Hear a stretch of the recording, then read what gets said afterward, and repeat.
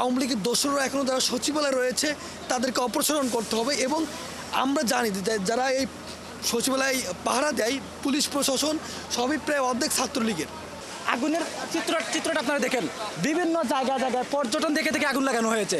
যে গুরুত্বপূর্ণ স্তরগুলা যেখানে বাংলাদেশের বিভিন্ন সিক্রেট কাগজ রয়েছে, বিভিন্ন অফিসে আদালতের বিভিন্ন ইম্পর্টেন্ট জিনিস রয়েছে, সেখানে আগুন হয়েছে। আগুন যদি লাগে তাহলে সচিবালয়ে প্রত্যেক জায়গায় লাগার কথা। তাদের দাবি অন্তর্বর্তী সরকারকে বিপদে ফেলতে পরিকল্পিতভাবে আগুন লাগানো হয়ে থাকতে পারে।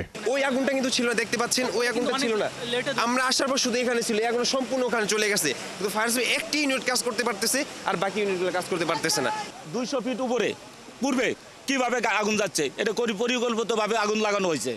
না হলে এক রুমে থাকবে, শর্ট সার্কিট হলে এক রুমে হবে, এক রুমে হলে যতক্ষণ কিছু ফায়ার সার্ভিস নিয়ন্ত্রণ করতে, কিন্তু এটা করে না।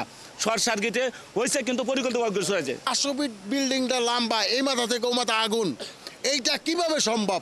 এটা নিশ্চয়ই এটা ষড়যন্ত্রমূলকভাবে এবং পরিকল্পিতভাবে এই আগুন লাগানো হয়েছে।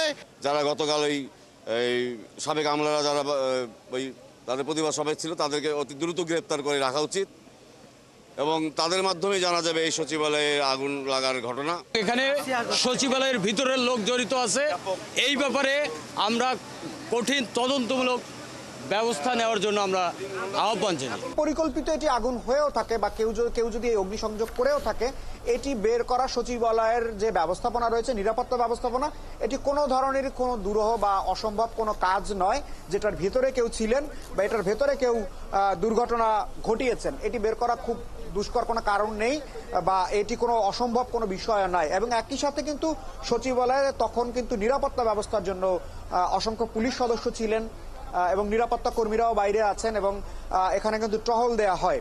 আমি 3:30 দিকে আপনার রাত্রে 3:30 দিকে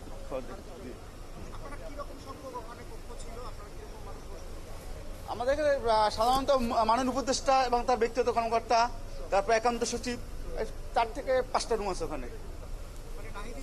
জি জি জি জি জি এখানে আমরা লিফটের 4 প্রশাসন। জি জি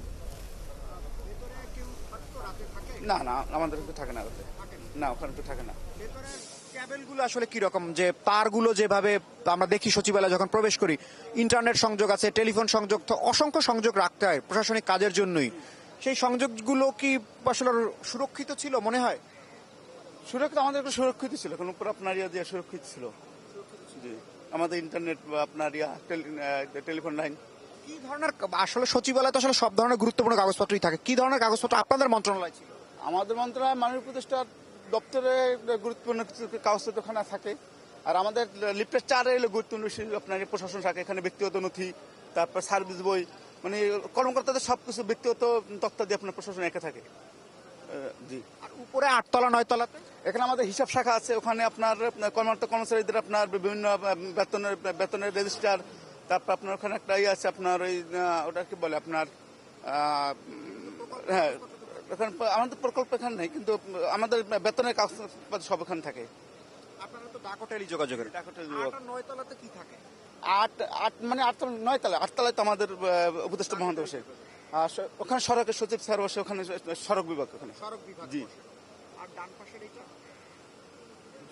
পুরোটাই সড়ক বিভাগ, ওখানে সড়ক বিভাগ। অর্থ বিভাগও তো এখানে আছে। অর্থ বিভাগ, আভ্যন্তরীণ সম্পদ বিভাগ আছে, সেটা লিফটের 3-এ আভ্যন্তরীণ সম্পদ বিভাগ।